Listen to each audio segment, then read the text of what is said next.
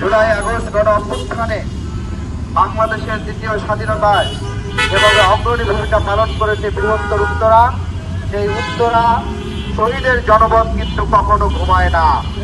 আমরা দেখেছি যখনই আওয়ামী লীগ রাজপথের আমার হুমকি দিয়েছে, বৃহত্তর উত্তরা থেকে বিপ্লবী ছাত্র জনতারা তারা কিন্তু পাল্টাভাবে রাজপথে কিন্তু দখলে নিয়েছে।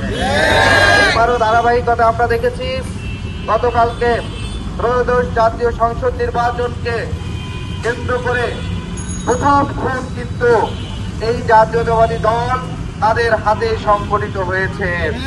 আমরা তার পূর্বে দেখেছি জুলাই আগস্ট গণ অভ্যুত্থান পরবর্তী সময়ে বিএনপি তার ছাত্রদল যুবদল সহ নিজ দলের অন্তঃকোণ দলে 250-র অধিক মানুষ নিহত হয়েছে।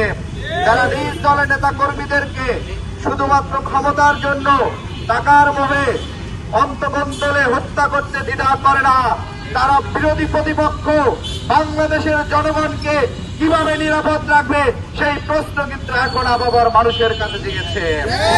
বন্ধুগণ, আমরা দেখি বিএনপি আজকে বৃহত্তর নিয়ন্ত্রণহীন দলে পরিণত হয়েছে, যার কোন নিয়ন্ত্রণ কন্ট্রোল স্বয়ং তারেক রহমানের হাতেও নেই।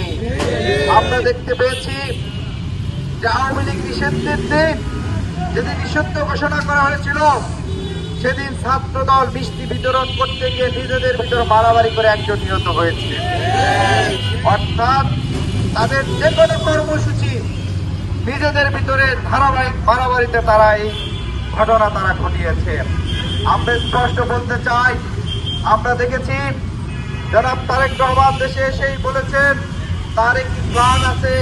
সেই প্ল্যান কি, সেই প্ল্যান সম্পর্কে আমরা জানতে চাই। অভ্যুত্থান পরবর্তী বাংলাদেশ আর কোন নৃশংস হত্যার রাজনীতি, আর কোন বাংলাদেশে এই হত্যার রাজনীতি দেখতে চায় না।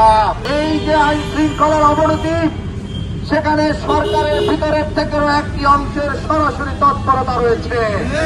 তারা এই হত্যাকাণ্ডকে পুঁজি করে আইন শৃঙ্খলা পরিস্থিতি নেই এটি বলে, রাজনৈতিক দলগুলো প্রতিহিংসায় লিপ্ত আছে এ ধরনের বলে, কিংবা সামনে আরো সহিংস পরিস্থিতি ঘটিয়ে বলবে এখন এই মুহূর্তে বৃহত্তর স্বার্থে নির্বাচন করা সম্ভব না। যদি নির্বাচনকে বানচাল করে 1-11 করার চেষ্টা করা হয়, সেটি কিন্তু এই বিপ্লবী ছাত্র জনতারা ঠেকিয়ে দিবে।